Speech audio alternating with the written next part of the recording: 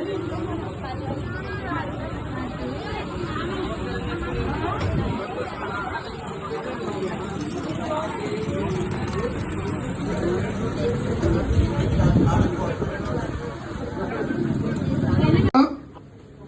భక్తులు చాలా మంచి భక్తులమ్మా. రిటైర్ అయిపోయిన తర్వాత అక్కడక్కడ కాలక్షేపం చేయకుండా శేష జీవితం అంటారు. ఏ జీవితం? శేష జీవితం.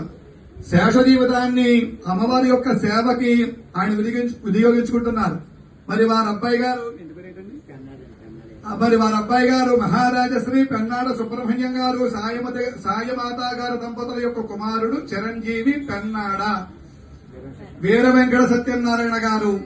వారు ఏం చేశారంటే ఒక చిన్న వ్యాపారం పెట్టుకున్నారు ఈ మధ్యనే. ఆ వ్యాపారం పేరు కూడా ఏం పెట్టుకున్నారంటే Shri Varahi solar solutions. Varahi solar solutions అని పేరు పెట్టుకుని ఈ రోజు జరిగేటువంటి అన్నదాన నిమిత్తం 9,000 రూపాయలు సమర్పించారు. మరి వారికి వారి కుటుంబ సభ్యులకి శ్రీ కాశీ వారాహి అమ్మవారు అన్నపూర్ణమాత ఎల్లవేళలా అష్టైశ్వర్య భోగ భాగ్యాలు కలగజేయాలని కోరుకుంటున్నాం. ఓం నమః శివాయ. నిన్నే కాశీ నుంచి వచ్చానేమో, ఇంకా నా మనసంతా కాశీలోనూ ఉంది. మనిషి అక్కడ ఉన్నాను కానీ ఇంకా గంగలో మునిగినట్టు గుళ్ళోకి వెళ్ళినట్టు అలా అనిపిస్తాం. కట్టి వేళ్లకి 3 నెలల 12 రోజులు అవుతుందండి. వచ్చిన ఈ నెల 12వ తారీఖుని మానసులందరికీ కూడా చేయలేకపోవడం జరుగుతుందండి. అలాగే జూలై 15 నుంచి 25 వరకు ఈ కార్యక్రమం జరుగుతుందండి.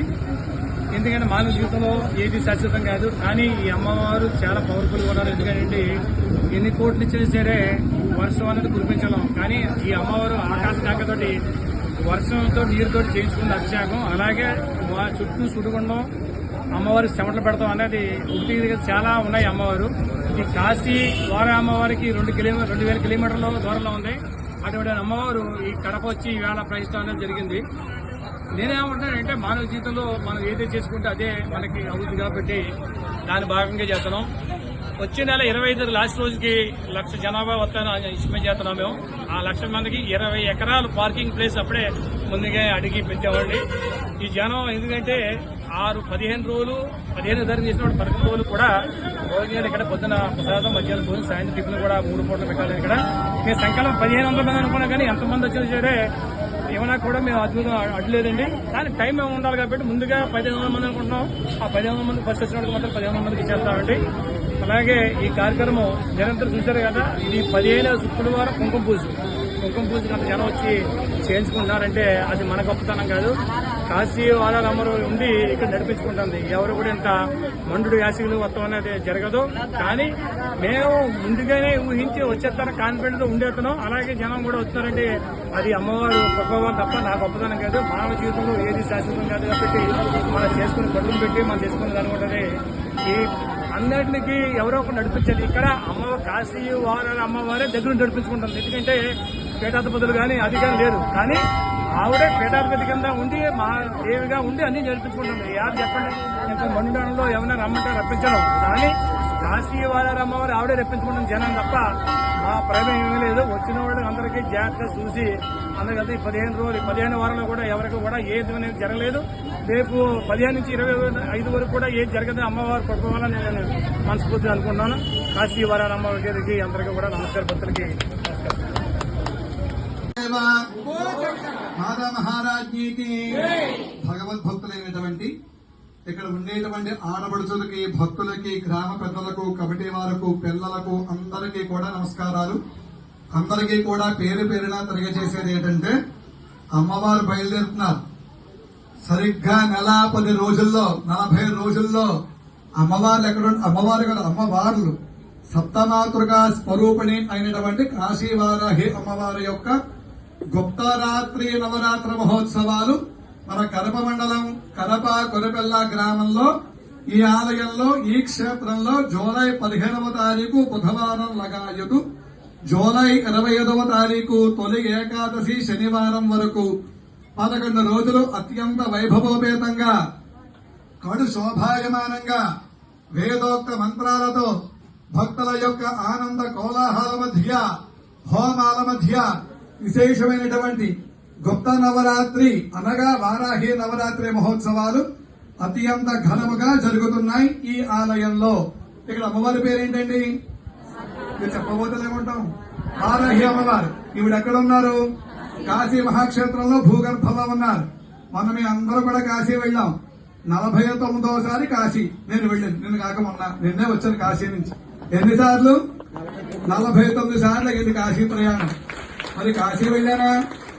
ఆ కాశీలో ఉండేటువంటి సాక్షి గణపతి, డుండి గణపతి, గంగా స్నానం, కాలభైరవుడు, అలాగే గవ్వాలమ్మ గ్రామదేవత, విశ్వేశ్వరుడు యొక్క అక్క గవ్వాలమ్మ, అలాగే దుర్గా మందిరు, తులసీదాసరామ మందిరు, సంకటహర మనమోచనం, అన్నపూర్ణాదేవి, విశాలాక్షి, విశ్వేశ్వరుడు యొక్క దర్శనాలు 2 సార్లు చేసుకున్నాం. కానీ వారాహమ్మవారి దర్శనం అవ్వలేదండి. అవ్వలేదు. ఎందుకు అవ్వలేదంటే అక్కడ ప్రతిరోజు కూడా ఉదయం 1 గంట సమయం మాత్రమే అవకాశం. ఆ గంట సమయానికి కొన్ని వేల మంది ఉంటారా? ఎనివాడికి అవుతుంది, ఎనివాడికి లేదు. మరి ఎక్కడ మనకేమవుతుంది? ఎంతసేపు కావాలంటే అంతసేపు తనివి తీరా మనసారా నోరారా అంతా కూడా చూసేటువంటి అనుగ్రహించేటువంటి విధముగా భారతదేశంలోనే 2వ అతిపెద్ద శక్తి క్షేత్రం వారాహి అమ్మవారు. ఇటువంటి వారాహి అమ్మవారికి రేపటి రోజున అనగా జూలై 15వ తారీఖున గుప్తరాత్రి వారాహి నవరాత్రి మహోత్సవాలు ప్రారంభమవుతున్నాయి. మీకు చెప్తుంటే ఎలా ఉందో కానీ చెప్తుంటే ఒళ్ళు పులకరిస్తోంది. ఎప్పుడు వస్తుందా అమ్మా, ఎప్పుడు మనం మాల వేస్తామని. ఈ అవకాశంలో ప్రతి ఒక్కరు కూడా 2 మాలలు వేసుకోవాలి. చూడండి, ఇప్పుడు 1 మాల వేసుకున్నాం. ఈ మాల అనుకోండి మన పొరపాటులో గ్రహపాటులో స్నానం చేసేటప్పుడు ఈ మాల తెగిపోయింది అనుకోండి, ఏమవుతుంది? దీక్ష పంచేది. అందుచేతే ఉపమాల అంటారు, అంటే 2 మాల వేసుకోవాలి. అలాగే అందరూ ఆకుపచ్చ చీర, రవిక ఇవన్నీ కూడా ధరించాలి. ఉదయం సాయంత్రం పూజా కార్యక్రమాల్లో పాల్గొనాలి. దూర ప్రాంతాలు ఉండేటువంటి వాడి మీ అవకాశం, దగ్గరలో ఉండేటువంటి ఈ మండలం చుట్టుపక్కల మండలాల్లో ఉండేటువంటి వాళ్ళు అందరూ కూడా రావాలి కూడా.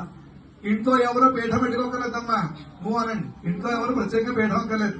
మన పీఠమైన ఉదయం సాయంత్రం పూజలైన మాల వేసుకోవడమైనా దీక్షా విరమణ కూడా ఎక్కడమ్మా. అలాగే అందరికీ మధ్యాహ్నం ఉదయం పలహారాలు, మధ్యాహ్నం భోజనాలు, సాయంత్రం వెళ్లే పలహారం, హోమాలు ఇత్యాది కార్యక్రమాలన్నీ కూడా జరుగుతాయి. దేవీ నవరాత్రులలో అమ్మవారు ఒక్కొక్క రోజున ఒక్కొక్క అవతారం ధరిస్తుందమ్మా. అలాగే గుప్త నవరాత్రుల్లో వారాహి అమ్మవారు ఒక్కొక్క రోజున ఒక్కొక్క అవతారం, చండిక, కాళిక, ధూమావతి, రాజశ్యామల, బ్రాహ్మి ఇత్యాది పేరుతో అమ్మవారు ఉంటుందండి.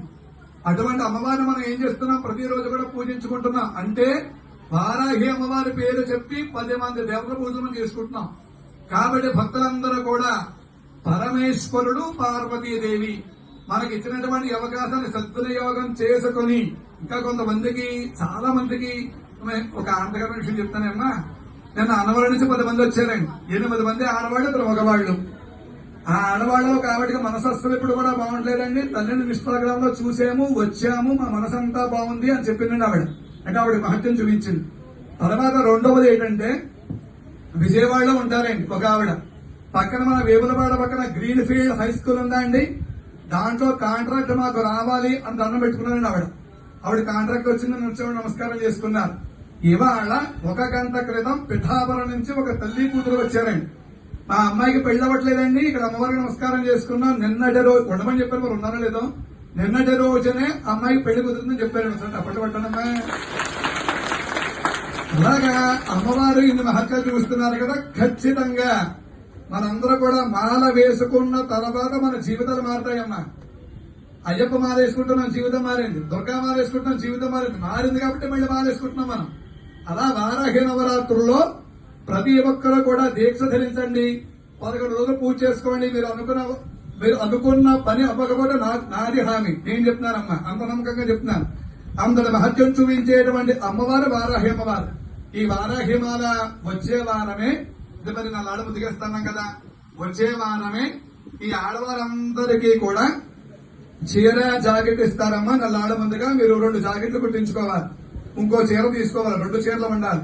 అలాగే 2 మాలలు ఇస్తారు. అవన్నీ కూడా మీరు దీక్ష ధరించి అమ్మవారి యొక్క అనుగ్రహానికి పాత్రలయ్యే మనమే కదా, మన కుటుంబం, మన గ్రామం, మన జిల్లా, మన రాష్ట్రం అంతా కూడా సస్యశ్యామలంగా చేసేటువంటి విధానంలో అమ్మవారు ఉంటారు. అమ్మవారి అనుగ్రహం పొందడం గురించి మనం మాల వేసుకుంటున్నాం.